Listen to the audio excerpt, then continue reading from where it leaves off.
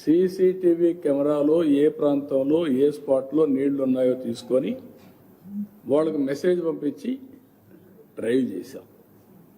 దీనివల్ల మొత్తం కూడా మీరు చూస్తే మున్సిపాలిటీస్ అన్నీ కూడా ఈరోజు మార్నింగ్ మోరార్లెస్ క్లీన్ అయినాయి. ఇంకా కొన్ని ప్రాంతాల్లో పైన నుంచి నీళ్లు రావడం అలాంటివి వచ్చాయి.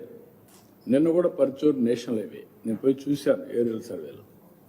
ఆ నేషనల్ హైవేకి నీళ్లు ఎక్కువ వచ్చేసే కొందికి అవి పోయే వెంట్స్ లేక కట్ అయింది. అది ఈరోజు మార్నింగ్కే క్లియర్ చేస్తా ఉన్నారు, అయిపోయి ఉండాలి. అది కూడా రివ్యూ చేసుకుంటున్నాం. ఈ విధంగా ఓవరాల్గా మీరు అన్నీ కూడా చాలా పర్ఫెక్ట్గా చేశారు మా వాళ్ళు. I'm very happy.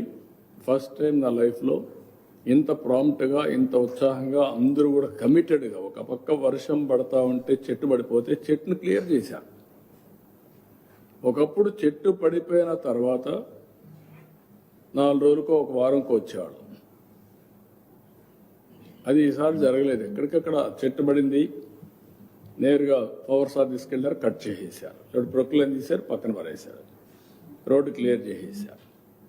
ఈ విధంగా ఎక్కడికొకరు స్ఫూర్తిదాయకంగా ఎవరి పాటికి వాళ్ళు, ఒకరిని కాదు, లాస్ట్ మైల్లో ఉండే పంచాయతీ గ్రామ సచివాలయంలో ఉండే సిబ్బంది వదులుకొని లైన్ డిపార్ట్మెంట్లో ఉండే ప్రతి ఒక్కరూ వండర్ఫుల్ వర్క్ చేశారు. అమేజింగ్ ఎక్స్పీరియన్స్ నాకు. నేను చాలాసార్లు నేనే వెళ్ళేవాడిని, చేసేవాడిని, మళ్ళా వచ్చేవాళ్ళు, అన్నీ అయ్యింది. నేను పోయి చూసినప్పుడు ఎక్కడికక్కడ ఈ క్యాంపులు పెట్టినప్పుడు, రిలీఫ్ క్యాంపులు పెట్టినప్పుడు కూడా వెరీ గుడ్ ఎక్స్పీరియన్స్. గర్భిణీ స్త్రీలు అందరినీ సేఫ్ ప్లేస్కి తీసుకురావాలంటే అందరిని తీసుకొచ్చి పెట్టి మళ్ళీ ఇది అయిన తర్వాత పంపించాం.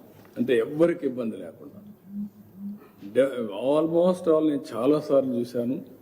గర్భిణీ స్త్రీలు అయితే చాలా, ప్రెగ్నెంట్ లేడీస్ చాలా సఫర్ అయ్యారు.